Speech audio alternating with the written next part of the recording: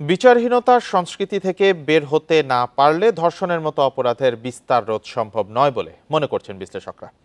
মানবাধিকার সংস্থা তথ্য মতে গত 5 বছরে 6,305 জন নারী ধর্ষণের শিকার হয়েছেন।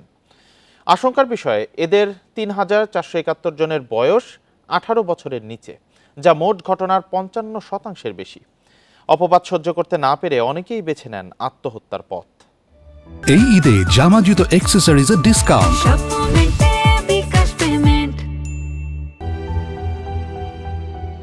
বিচারহীনতার সংস্কৃতি কুরে কুরে খাচ্ছে মনুষ্যত্ব।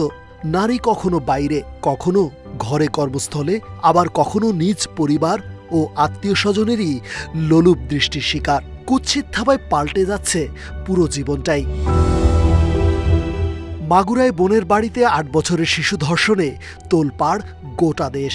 ঘৃণা আর রক্তক্ষরণে ক্ষুব্ধ গোটা জাতি। প্রতিবাদে সোচ্চার সর্বস্তরের মানুষ।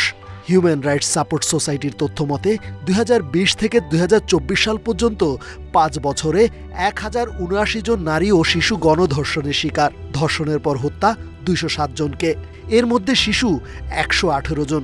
ধর্ষণের শিকার 50 নারী ও শিশু বেছে নেয় আত্মহত্যার পথ। 1089 জন গণধর্ষণের শিকার হয়েছে, অর্থাৎ প্রতি 5 জনের 1 জন নারী ও কন্যা শিশু গণধর্ষণের শিকার হচ্ছে।